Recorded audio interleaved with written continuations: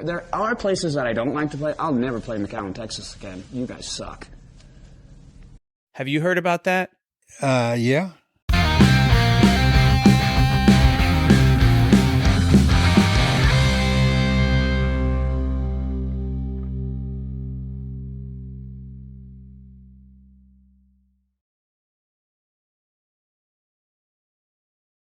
So what do you think? What do you think that you did for the Valley? Because when you look back, at these shows that you did, in your mind, what did you give to the Rio Grande Valley? It's a good question. Being humble here a little bit, but I don't think if the Reál would have been built and what I brought, that would have never been. I don't think there'll ever be anywhere, and I don't think it even exists in the United States, and there'll never be another La Reál concept of what the Reál went through for those 30 years of entertainment. There's still a lot of entertainment at Penn Arena, Bird Ackman Arena, McAllen Performing Arts. We do at the Island. But what I was doing in 1 month, like I read to you guys all the bands that played in 1986. Yeah. It's about 30 bands in one building. There was something major happening every single week. And I was fortunate enough that there was no arenas. The nightclubs were limited. So I gave the opportunity to people in the Valley for the best entertainment they could have gotten. They couldn't get in San Antonio, Corpus. They had to go to Houston to get something similar. Yeah. But not as many events as I did because of Reál, like I said earlier. We had the closed circuit fights, the wrestling, the boxing, the rock concerts. All the other venues in Houston, they would just do rock, or another place would just do country. Man, I was doing everything. Hasta los bingo grandes with Amigos del Valle. Those political events with all the politicians. So yeah, that's true, man. You know, do me a favor. Can you read that list of bands real quick? Because that's gonna lead me. The one from '96. Yeah, that's gonna lead me to the question that I was about to ask you. By the way, guys, while he's looking for that, we're in his office. If you want to see, and you're gonna want to see it, if you want to see all his stuff that he has on the wall, stories behind some of his memorabilia, check out Area 956 because they're doing you're gonna see basically behind the scenes of what's going on here, right? It wasn't just B-roll. There's stories. Every wall here has a story to tell. So, okay, go tell me that list real quick. That in 1 year is one of the biggest legendary bands that played. There's Juan Gabriel, Rocío Dúrcal, Gloria Estefan, George Strait, The Judds, Metallica, AC/DC, Santana, Megadeth, Robert Palmer, Ted Nugent, Yngwie Malmsteen, Queen's Right, Bret Michaels and Poison, Cinderella, Mo Bandy, Ronnie Millsap, Jenny Lee, Gene Watson, John Anderson, Mickey Gilley, Ricky Skaggs, Mel McDaniels, Joe Stampley, Sawyer Brown, P.J. Thomas, T.G. Shepard, Grupo Más, La Mafia, Roberto Pulido, Lil Joe, Carlos Guzman, and hundreds of more Tejano bands, closed circuit fights, boxing. And I still heard people saying there are never any good bands that played the Valley. Are you kidding me? That's 1 year, by the way, right? What was that's 86? 86. And the Reál started in 71? December 77. 77. Okay, so this started in December 77. As one example, in 86, you had all those names, right? Which I probably had them as many in the other months. Yeah. Other years before too, but this particular one was a huge year. So with that list of names in mind, what was the moment that you realized that you made it? What was it clicked? Okay, I've done it. I think after the fact, I did it. Not that I've done it. I don't think I ever got to the point and said, man, I've done it. I was too busy. With all the activities that I had to Reál. Remember, at the same time, I was still working with the family record label, Falcon Records, where we were producing our superstar Tejano artists at that time, Roberto Pulido, Carlos Guzman. We had Los Casinos. We had a bunch of other, Tortilla Factory. We had a lot of conjuntos, Los Alegre Terán, Country Rollin', Wally Gonzalez. Country Rollin', man, it's huge. You're not going to believe what we used to do with Country Rollin'. When Country Rollin' album would come out, Los Alegre Terán, Roberto Pulido would sell the same amount of initial sales. It's unbelievable. Like I said also earlier, I had the number one nightclub in the Valley, South Dallas. I had the first sports bar, 23rd Street Sports Pub and Grill. I had a gym, workout fitness center, Funtime Pizza, the yacht club, hotspot. So I never had the time to sit down and said, man, I made it. I'm looking at it now and I appreciate myself, what I've done. That's why earlier, modesty, as I consider myself, with all those businesses that I had at one time of entertainment, I don't think nobody has ever equaled what I've done in entertainment in South Texas, ever. And I don't think nobody else will ever be able to do what I have done. So I pat myself on the back. I'm proud of what I've done. And then maybe now I can say, man, I made it. Yeah. Yeah. I have two questions for you. Two more.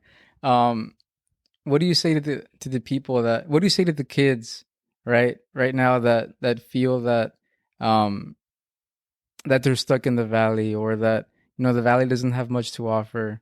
What do you think when you that comment, right? The Valley never brings big bands. What do you say to those people that feel that there's not enough in the Valley for them to stick around?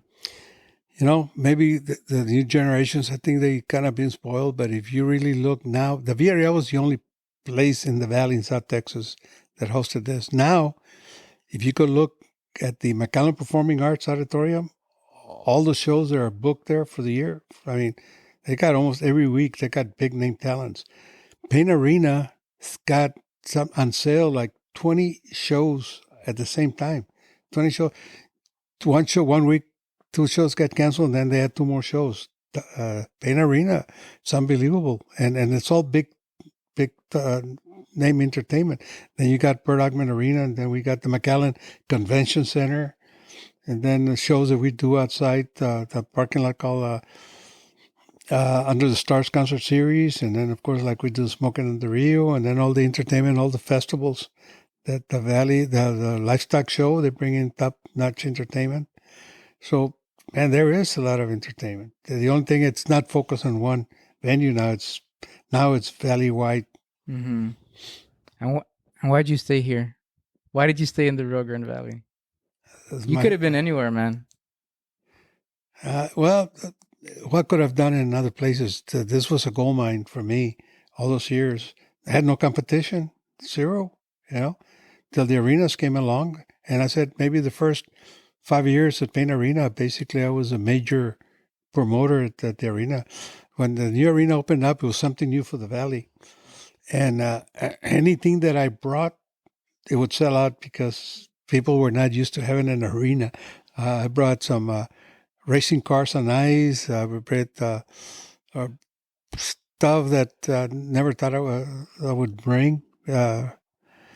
And with no effort, did very good business. So that's awesome, man. So it was no competition, open market. Competition, yeah. Yeah, that's awesome. And there's something we have to address here. Apparently, and this is something that I guess everyone knows that has been to the Reál. You got to address the whole nipple situation.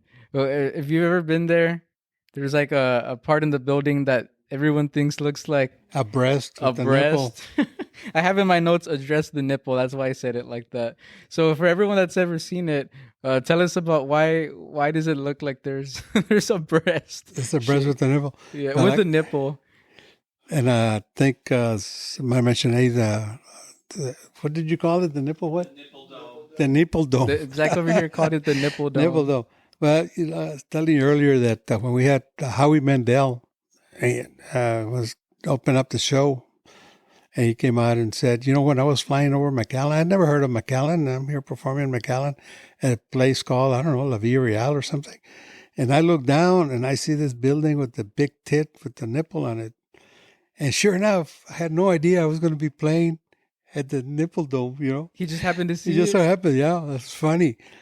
But the description was, it was a dome, and the top of the nipple was supposed to have some windows around it. Okay. And the dome was going to have some designs, but our contractor or whatever got sick, didn't get to finish the job, and it became part of the staple of keeping it that way. So he got sick and left you with a breast? Yeah.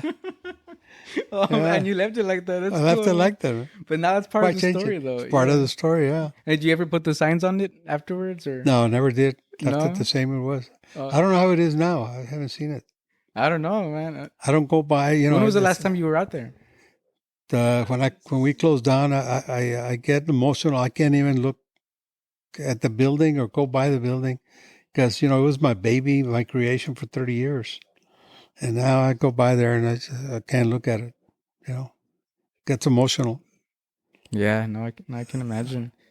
So I'm going to ask you one last question.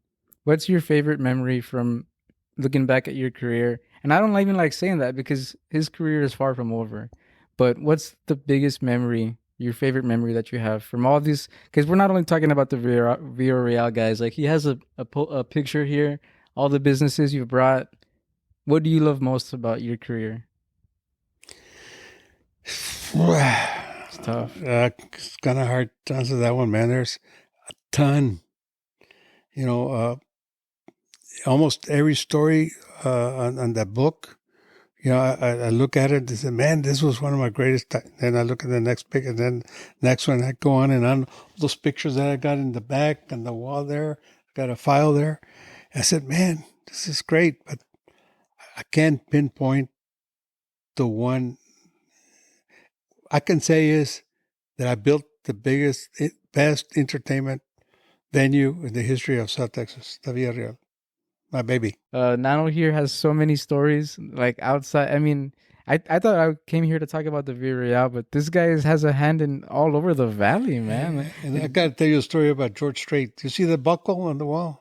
Okay, George let's Strait listen to this buckle? one. Okay, there's a buckle there. If you guys don't see it, it's framed. And George Strait would come in, pay him his guarantee. And of course, since I had the venue, I would have concessions. I would charge him 30% of whatever they sold on merchandise. Whatever they sold, they had to give me 30%. That's part of the deal. The band. That was the industry. You go to all the concerts, the venues, the artist has to pay the venue X percentage for merchandise. And this last time that he played, I had 2 dates back to back. There's 2 stories to this. 2 days back to back, Friday and Saturday, and both of them were sold out. But before that, before I knew it was going to be sold out, his manager says, "Nano, we're gonna take the percentage of the door. We're just going to give you a small percentage, and we're going to keep 100% of the merchandise." I said, what the heck? 2 sold out shows. I got the regular concessions, you know, the beer, Coke, setups, ice, and the whole nine. I'm happy. No problem. 5,000 people, concessions, no problem. It turned out that George Strait and the 30-year history of merchandise, even when he played 95, and then all the artists that followed never sold what he sold. He sold $80,000 worth of merchandise. At your venue? Now figure 30% of 80,000, that's $24,000 I could have gotten, right? And you agreed to just let it go? And then years later, JR and I go to that convention I was talking to you earlier in Nashville, the AIBA, that I'm a member of, ran across the manager, George Strait's manager. We're reminiscing the times he played the Reál. And then I said, you know what? Irv Woolsey, unfortunately, he just recently passed away. His manager? George Strait's manager. Said, Irv, you know, back then when you took 100% of the merchandise, yeah, I could have freaking paid my house note with that $24,000, right? And he said this without hesitation, so I know it's true. He said, Nano, yes, Nano, but you did get something that night. What did I get? Then the merch manager gave you a belt buckle? Yeah, I got a freaking belt buckle. Well, the thing is that the merch guy has been with us since day one. We've been all over the world, and he has never, ever given anybody not one penny's worth of merchandise. You had to buy it. Nothing got free. We still have talked about it, that you are the only person that ever got something, and you got that buckle. So I call it my $24,000 George Strait buckle. Wow. Yeah. And, so you're the only person that got anything. And I said, well, why come I was the only one? He says, you know why? And you're asking me what was probably, there's two reasons I think part of my success at the Villa Real at the Civic Center, because I did two things. One of them is that he told me, and I hadn't thought about it, he said, Nano, es que you treated everybody, the band members, the merch guys, nice. You were personal with them, I think it was my PR, my personality that got me to where I'm at today. And I said, that's why, man. The guy was so impressed with you. He told him he needed to do something. And, you asked for a T-shirt or something for my... He gave me the T-shirts. I got some T-shirts also. I forgot. And the buckle. And the buckle. And so that's why. And then I go back. Like I said, my wife gave me my first lesson on how to be a successful concert promoter. My first dance, 1971. And just so happens, talking about Ruben Ramos, he played on my second October, and then 50 years later, he plays for my anniversary, 50 years. But anyway, on my first dance, my wife used to take care of the box office. And on the first concert dance that I did, it's almost sold out. And after the night, we're counting money, and I actually lost money. And I told my wife, how did we lose money? The place was packed. With her hands on her hips, she says, where were you the majority of the night? I was out front greeting everybody thanking for coming. I was so grateful. I was thanking everybody, hey, thank you for coming. Thank you for coming. And what did you do? You let half of those people in just because you knew them. The guy at the clothing store, does he give you free shirts? No. The guy in the gas station, does he give you free gas? No.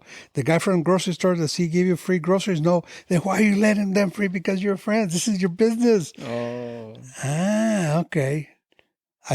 The second week, I still greeted and thanked everybody for coming in, but after they bought a ticket. Yeah. That was the difference there.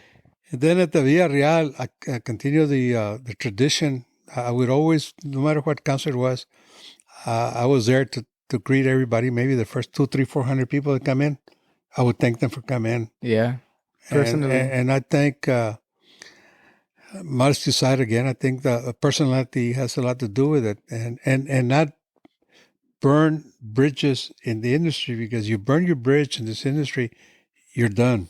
Okay. And I think, I don't think, except for some competitors that don't like me because of the competition, but I can truly say that I don't think nobody is out there can say, Nano is blah, blah, blah, blah, negative stuff. Yeah. Negative stuff. I think I'm blessed with that. And I'm still, up to this date, I go to restaurants or whatever on the street, and I'm shocked that people still recognize me, remember, and thank me for the Villa Real. Before we finish, there's just a little segment that we do with all our guests, all our episodes. It's called Valley Homework. So and this week's is brought to you by Dolce Wine. Check them out. Have you been to that place? Dolce Wine? Dolce Wine, no. No. So I do a little thing called Valley Homework just to get, to help us build community. This week's Valley Homework is to pick up one piece of trash anywhere you find it, on the street, on the sidewalk. That's your homework. You have 7 days to do it. Pick up a piece of trash. I would do it here, but there's none because this place is spotless except for all the amazing stuff all over the wall. And my wife gave it a cleaning before you guys got here. Yeah, but we'll leave that part out, right? She's here too, right? So yeah, we want to thank her also for her contribution, because we can't do anything right without our wives. Like you said, she taught you one of your big lessons. My first lesson, my very first. And she was with me at the Civic Center for the 6 years, and probably the first 3 or 4 or 5 years at the box office at the Villa Real. So I want to thank Mr. Nano Ramirez for being here with us. It's there's too much to talk about, right? That's just, I know you've done a lot with Rock and Roll James, probably for the same reason. And thanks JR too, man. He's wearing his Red Raiders stuff over here, so he's got his Texas Tech gear on. He was watching the Spurs, so he's a true Texan, right? They got their cowboy stuff all over the wall. So I really appreciate the time, and just so everyone understands the gravity of this. I mean, we are talking to one of the biggest. I mean, culturally, you really shaped a huge part of the Valley's history, for 30 years, right? So, I mean, there are thousands of memories that never would have happened. There are marriages that happened because they met through the Reál. So I just want to say thank you. right? From all of us, from the whole valley. Thank you for what you did. You probably will never understand the extent of your impact, right? Because we just don't. And on top of all that, just to maintain the humility is amazing, right? And that's you can't fake humility. You can't fake genuine connections. So I just want to say from everyone listening, thanks for what you did for us. Thanks for bringing it here. And I mean, you gave us another reason to be proud of our home. So I mean, there's no price that you can put on that. Thanks for the invite. In closing, we're talking about JR, who was my right hand for many years. I got a healthy young man and got stricken with multiple sclerosis. The history of the Via Real, the book, which I've already sold just here recently. It's 300 pages, history, stories, and whatever. And basically goes, the profits from here goes to Foundation JR and Friends Fight Against Multiple Sclerosis to pay for his physical therapy, stem cell treatments, medications, supplements, because he's got the worst kind of MS called progressive MS. It means progressing is not improving. So anybody interested in the history, I already sold like 200. I'm going to go with my second edition printing pretty soon. I think I got a few left. But if you want the book, email me at Nano. Oh, okay, he's got the cap on. Well, thanks for getting it. Yeah, I made him put it on. I had a Dallas Cowboy. I'm going to take credit for that one. Yeah. I had a Dallas Cowboy cap. Says, no, man, put this one on. It's Nano at yahoo.com. At yahoo.com. Okay. Donation is $100. Okay. It's, just so you'll know, $60 to print this thick book, and $40 goes to his foundation. And if you email me your name, number, address, we can meet up, and I'll sign the book for you. And it's an amazing book. I mean, I already sold, just word by mouth and through other podcasts, like 200. And from the last podcast that I did, I've got I got 100, about 75 more people have requested the book. Awesome, I haven't gotten to. All right, and just one more minute, guys. Now that we're speaking of books, JR, tell us the name of your book. Get over here and let's get you on the mic. He's gonna get it. He's gonna get it. Yeah. So, and really, that book is just like a story of it's. There is no story of the Valley without the story of what your family did. Because his dad's the mayor. His uncle is.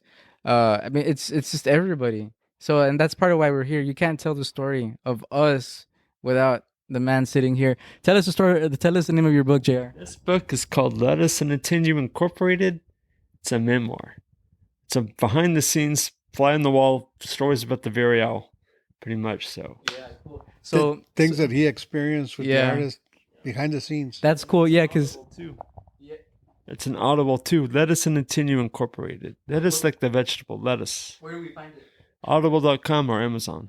Okay, yeah, so that's cool because JR's book is the story of watching his dad do his genius work. Well, that's pretty cool. Well, actually, more the stories that he experienced with the bands, like going to Reynosa with some of the bands, things like that. What? Yeah, his experience with this Cheap guy Trick. partied with them. What happened? His first experience with Cheap Trick and things that he did with the bands.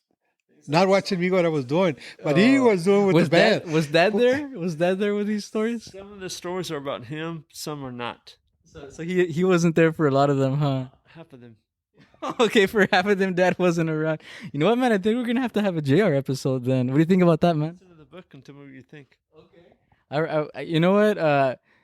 Let's say I'll listen to the book and we'll come back and talk to you. What do you think about that? Of course, I'd love to.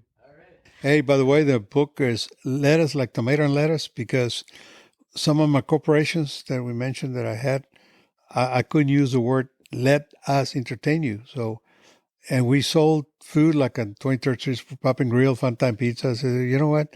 So let's call the corporation Lettuce, Lettuce, right? That's called a loophole. So let us entertain you. Yeah. And, but it's funny. I mean, I still listen to, we go on trips and listen to the other book, and I still crack up. He turned out to be, now that he's not with me directly in the business, he takes care of the website. Now, if you want to know what's going on with my events, go to, JR takes care of the website. It's called rgvconcerts.net. Cool. Okay. But he's turned out to be a fantastic writer. That's awesome, man. Yeah, we'll get him on the podcast too. So, guys, thanks for spending another week with us here on the Real Grande podcast. Don't forget to check out Area 956 because you're gonna see all the behind the scenes. You're gonna see a little bit more of JR, and you really have to take a look at what this this man has on his walls. I mean, every photo is a 30-minute story to tell, right? So it's not gonna do it justice, but you got to check this out. This $50 museum a ticket, right? So, because his wife taught him a lesson. Don't forget that, right? So, thank you, sir. Thank you, Mr. Sam, Nano. well, thanks for the invite once again, man. Yeah, Thank you. we really appreciate it. Thank you. And we'll be checking in on you. We'll be bothering you again. Thanks from the Valley for what you did for us. And by the way, it was Reddit that someone sent me a recommendation to have you on, and I had heard about you because of Far Out. So it was a big loop. Tim Smith. Yeah. Then Mr. Tim Smith. Yeah, he's. I guess you know him too. Oh yeah, he's a good. Matter of fact, he was involved with our Creed concert in Mercedes because there's a story behind it. I don't know if you guys experienced Creed, but Yeah. we had it scheduled. No, at the Mercedes that concert. Oh. We had it scheduled, and then beautiful weather all year. The day of the show, we just got bad weather. We had sold 14,000 tickets at that time, and we didn't open the doors because a cold front came in and it was starting to rain. It was ugly weather. So we rescheduled for 6 weeks later. And of course, we had a rain gauge, and the guy that was giving me the updates on the weather was Tim Smith. Of course, I knew him before that anyway. And then when we did our when we rescheduled Deja Vu, the same thing happened. And the story, just in closing, is that we thought the cancel was not going to happen. We had opened up the doors. There was no rain. It was cloudy, and it was cool, and we knew Tim Smith telling us that there's bad weather coming. We're trying to get the bands, just not to play the band, just get Creed on stage. If they play 6 songs, we're in the clear. By that time, by the second rescheduled date, we had gone up to 17,000 tickets. And it was packed. I mean, Mercedes Lifestyle Showgrounds was packed. And then all of a sudden, just before, when the band said, no, let the bands play at least 20 minutes. The first two opening acts. bands. Yeah. Breaking Benjamin was one of them. My gosh. And anyway, they played. As soon as the last band got off stage, the rain sprinkles hit it, and towards the band. So my partner and I, Danny Eden, said, oh, man, we're screwed. We're going to lose all our stuff. He said, man, I'm going to have to go to Mexico, run away, because I'm going to lose my butt. I don't know how we're going to cover this, because we thought the band was not going to go out.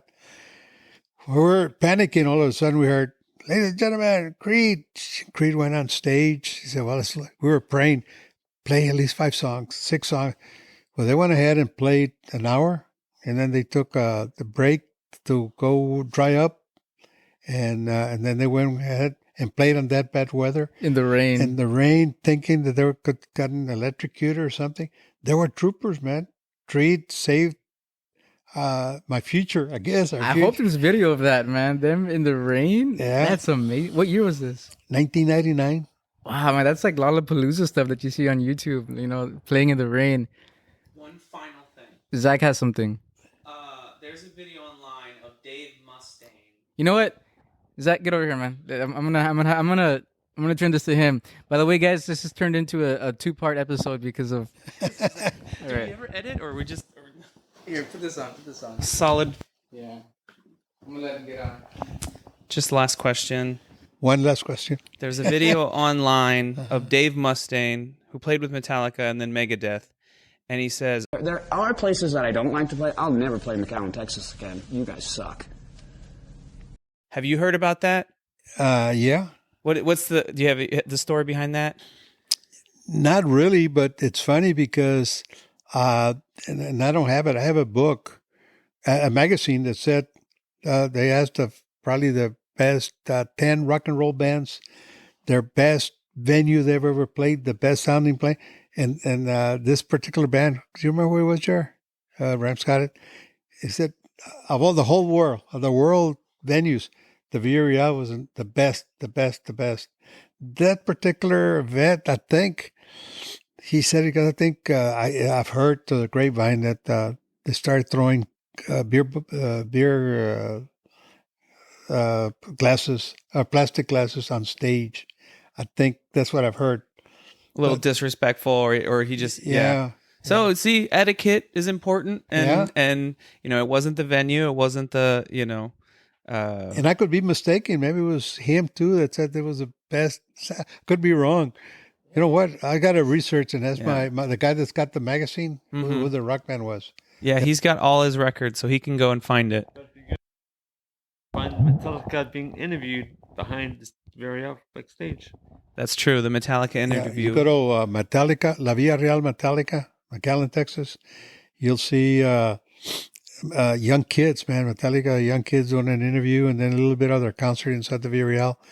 And then a few months later is when Cliff Burton got killed in Europe.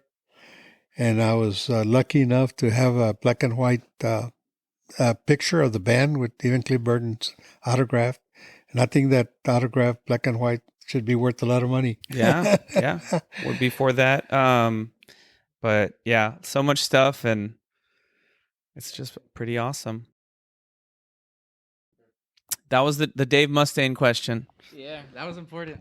All right, guys. Well, I'm not going to put my headphones back on. I just want to say again, thank you, Mr. Ramirez, Mr. JR. This was fun. We might have to bother you again, man. Sure, absolutely. We're going to have to bother you again. You know, the other podcast friend of ours, I've done 6 or 7 of them podcasts. And the last one, it was supposed to be like a private. You have to be a member.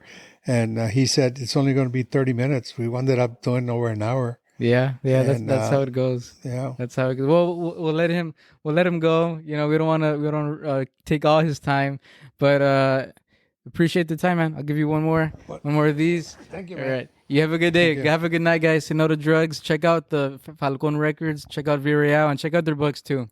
All right. Thanks, guys. Have a good night.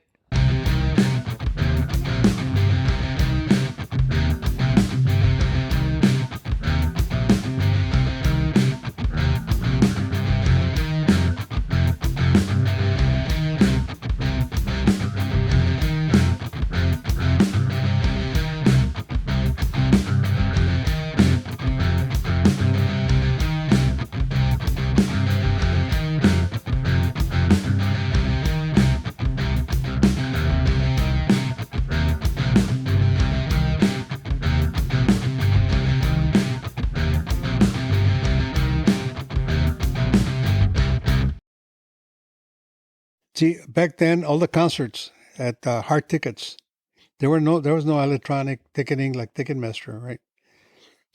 And I remember there's 2 stories here I'm going to tell you. One is I had one of the locations in McAllen was CNC Music on 10th Street in front of Barnes & Noble. That was yours?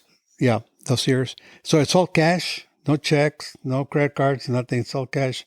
And I had locations all over the valley that in the day of the show, I would send people out to go collect the tickets, leftover tickets, get all the money. And the CNC, that night I had Selena playing, which was going to be her last gig. It's the last story. It's her last performance. And I show up, pick up a ticket. There's this lady that says, there's also another artist playing Reynosa, Julie Brown. And I don't know whether to go to and they had tickets for Julie Brown there at the CNC Music also. He said, I don't know whether to buy tickets for Selena or Julie Brown. And I said, Selena plays the Reál like every 6 months. Probably Julie Brown will never play here again, so I'm going to go to Julie Brown. And what are the odds? That was Selena's last performance, right?